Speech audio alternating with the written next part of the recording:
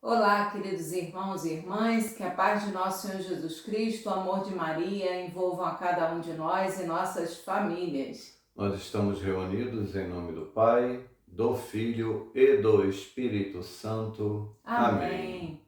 Nós estamos na oitava de Páscoa e nesta oitava de Páscoa, todos os dias nós desejamos uma feliz Páscoa. Então, meus amigos, feliz Páscoa para vocês. Hoje falaremos sobre o tema Temo o Jesus que passa. E para falar sobre essa passagem, sobre esse tema, vamos usar o Evangelho do dia de hoje, que está em São Lucas, capítulo 24, versículo de 13 a 35. Pegue a sua Bíblia e nos acompanhe.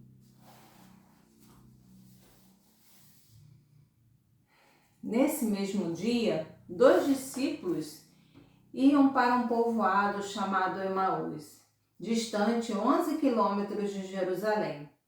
Conversavam a respeito de tudo o que tinha acontecido.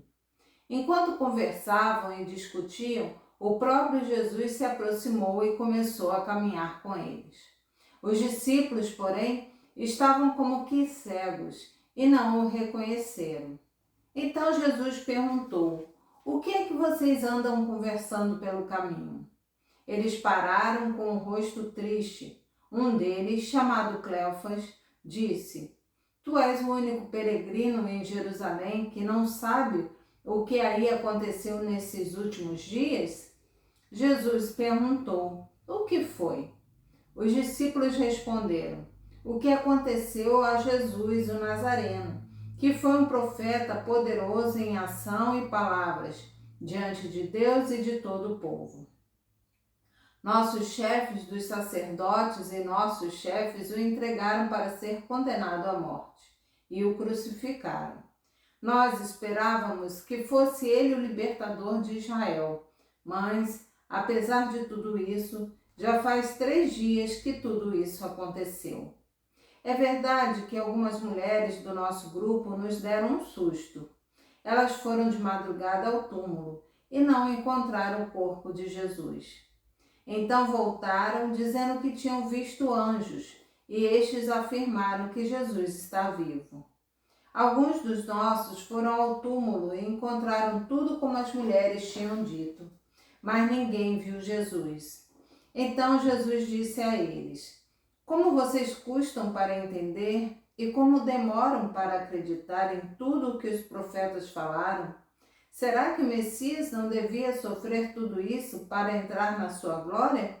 Então, começando por Moisés e continuando por todos os profetas, Jesus explicava para os discípulos todas as passagens da Escritura que falavam a respeito dele.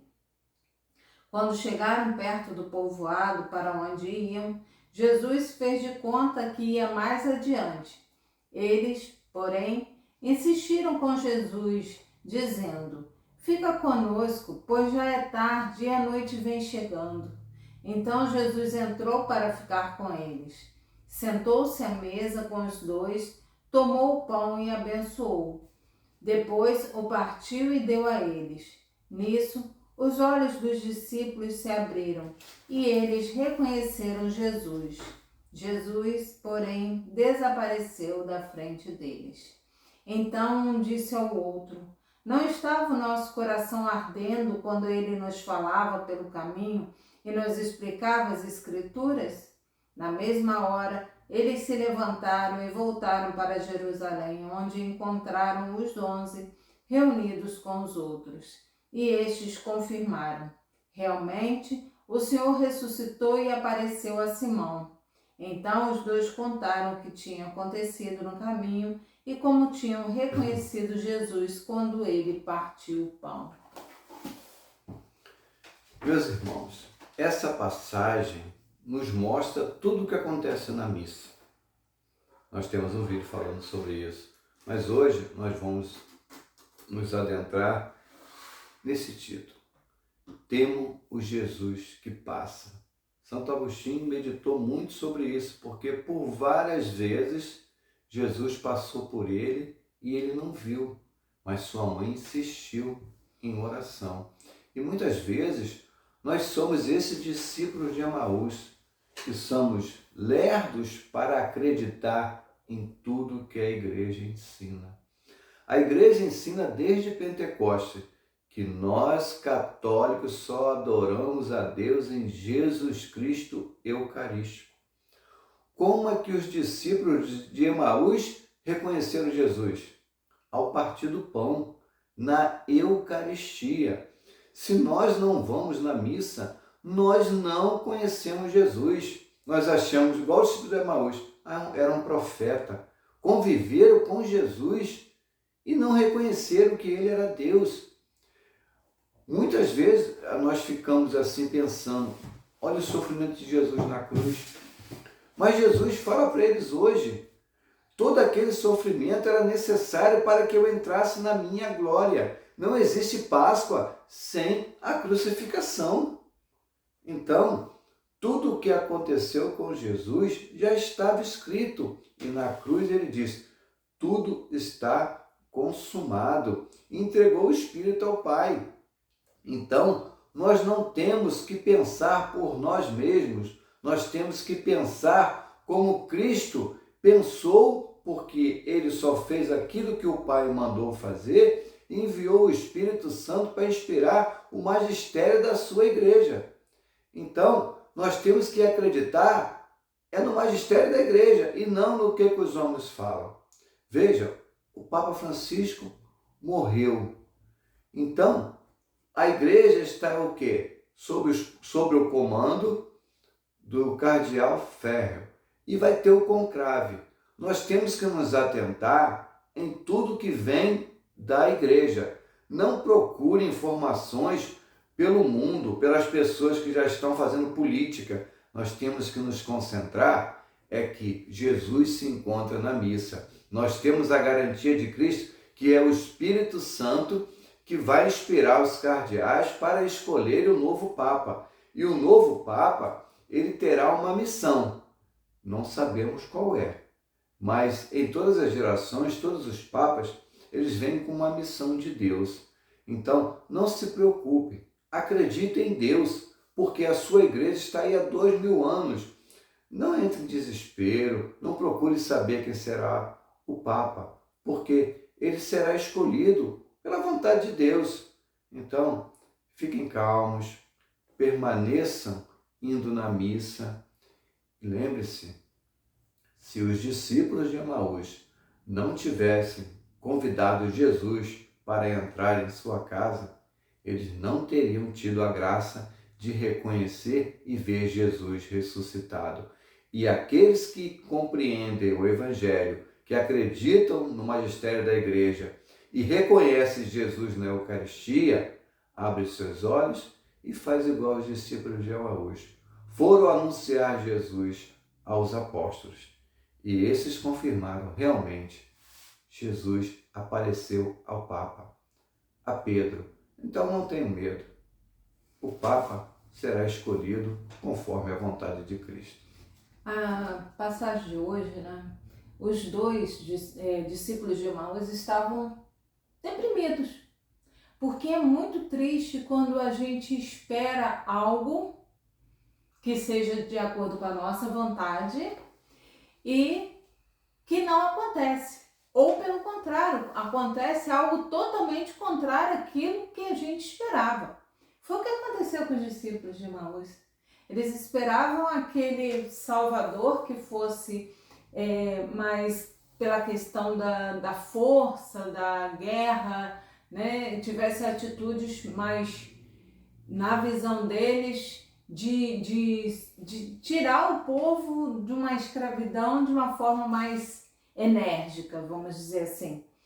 E Jesus veio totalmente contrário disso. E eles estavam deprimidos. E quando Jesus aparece para eles, Jesus, na sua infinita misericórdia, dá uma chamada de atenção. Ele chama veladamente eles de burros, porque eles estiveram com ele durante 3 anos, escutaram ele falar várias coisas, viram os milagres, e todos os ensinamentos e mesmo assim não enxergaram. Para a gente até é muito fácil hoje, porque nós já sabemos a história completa, mas para eles, não, eles não sabiam.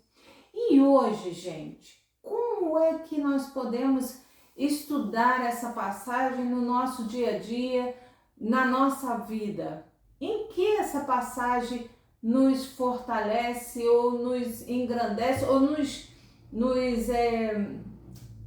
dá de ensinamento? O que ela nos dá de ensinamento? Mesmo que você esteja esperando algo que não vem de acordo com o que você pensa, saiba que o que vem é porque é o melhor para você. É aquilo que Deus escolheu para a sua vida.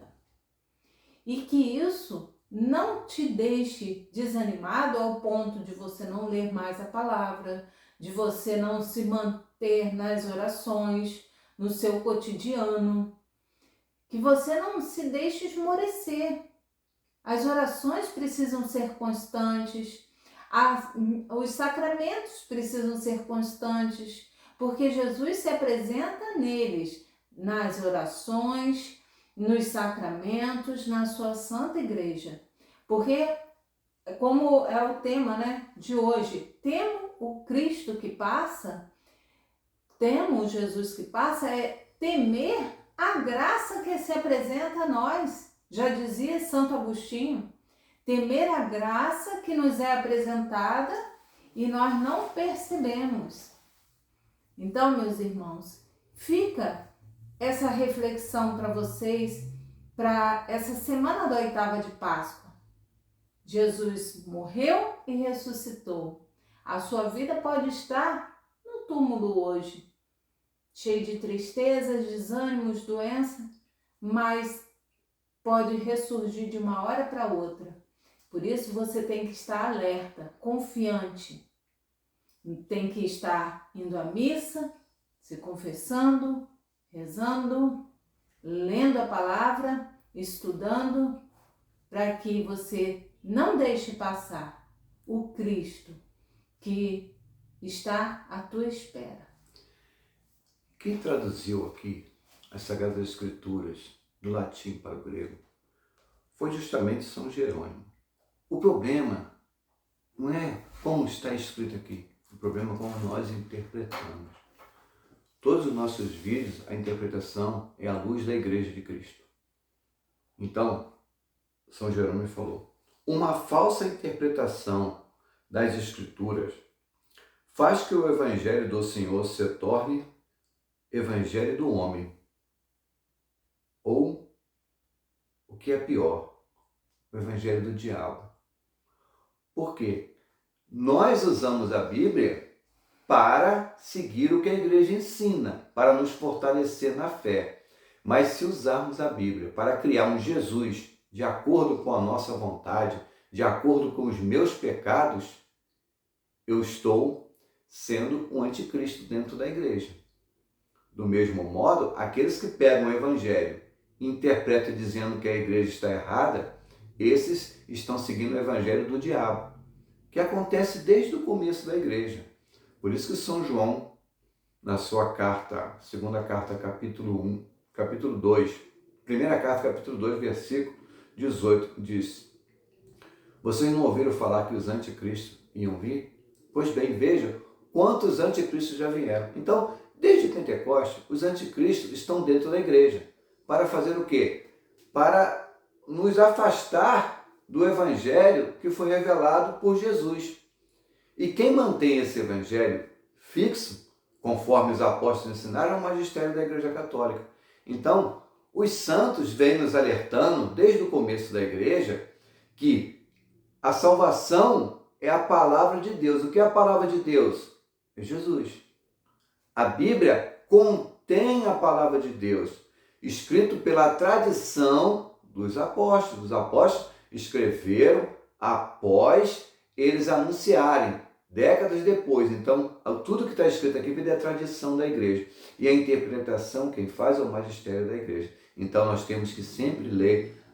Se a gente ler a Bíblia à luz do Evangelho, conforme a igreja ensina, nós estaremos sempre unidos a Cristo, porque todas as escrituras falam de Cristo e toda a salvação vem dos sacramentos. Então, toda a liturgia tem que nos levar ao sacramento. Qual foi o sacramento que nós falamos hoje? A Eucaristia. Fora da Eucaristia, não existe cristianismo, porque Jesus é um só, não existe dois Jesus. Né? Gálatas 1:7, não existe dois evangelhos. São apenas pessoas que interpretam a seu gosto ou inspirados pelo diabo para nos afastar, para dividir.